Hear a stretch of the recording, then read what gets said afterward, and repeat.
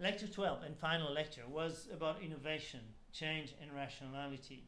The key question was, how much control do we have as managers or executive about change? Are we really in charge, or is there more to it? And so, we started debating various theories and approaches around the types of change.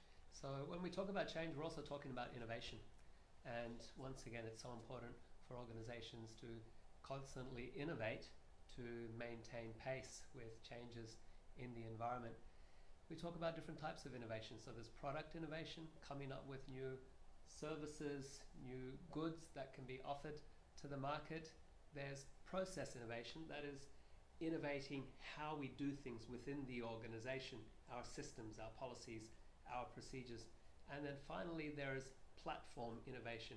That is creating a framework or a... Well, basically, taking into account fully the conditions for change. So it's this idea that, okay, I can have my product innovation, I can have my process innovation, but it has to be embedded in a broader system. Yep. So if the legal system, if the regulatory framework is not there, Yep. if the scientific knowledge is not fully there, if the technical networks development are not there, infrastructure is not there, I can't do it. That's right. So you have to have the full platform. And for instance, we're discussing new project, new ideas such as Uber or anything that required very fast 4G internet available on a smartphone. Well, you can't do that as long as it's not there, even if you have the idea. But you also need the right regulation. You need the state to accept. You need people to accept your innovation. So that's a broader platform. And then, so that's the first question. Do we have that platform? The second platform is, how do we get there? And can we actually control complex changes that lead to really disruptive innovations?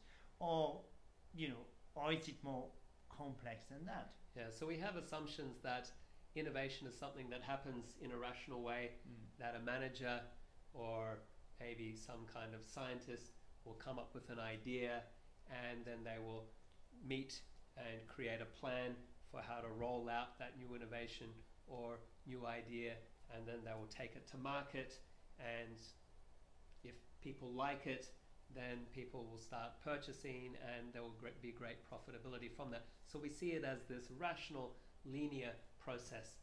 But it doesn't always happen that way, does it, Emmanuel? And whether it's an innovation, a new product, or it's a new process, it's a change in the organization. Many other things will happen. So you can plan it as well as you can. You have to take into account other perspective, which are the processual change and the chaotic vision of change. It's always much more chaotic than we think. There are things happening, there is resistance from employees, there are customers who don't like the product, there is a regulatory framework that will not be the one we expected. We can't influence the state as much as we want, and we have to fight against all these barriers to change. So if we take them frontally and say, well, that's the plan, we can't change because that's the plan, well, we get into trouble very quickly. So what we want is to accept that it can be much more chaotic, and that it's not about only rationality, and to accept different perspective.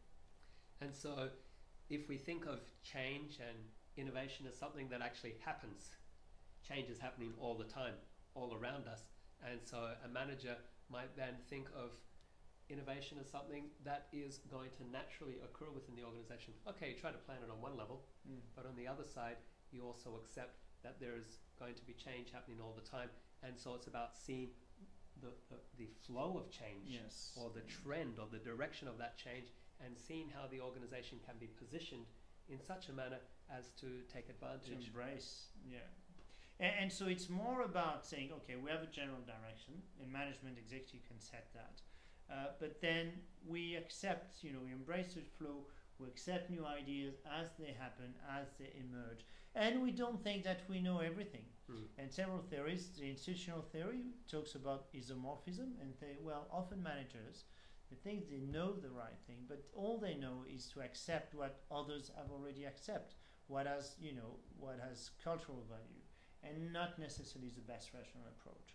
So we should be aware about that and not succumb to isomorphism, doing the same thing, copy paste, doing the same thing as others.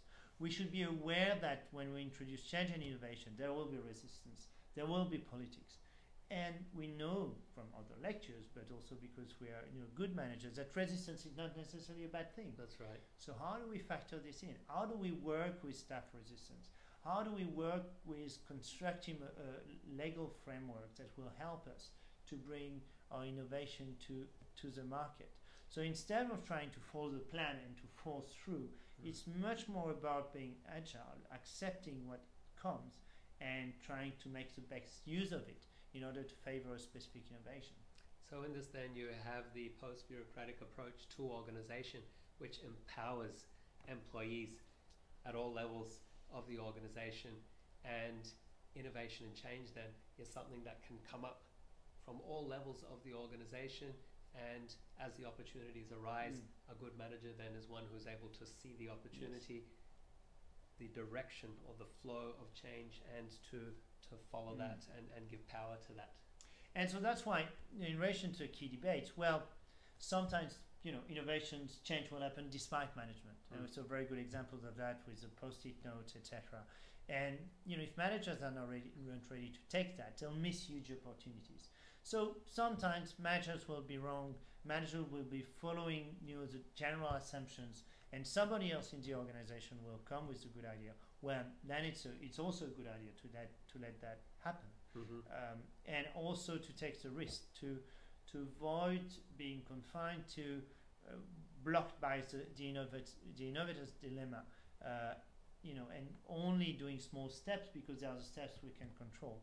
Accept disruptive innovation, accept disruptive change, and accept that it will come with the unexpected, with the impossible to plan, and that's part of life. We can't plan everything in life, we can't plan everything in organizations, but sometimes really good things would come out of it.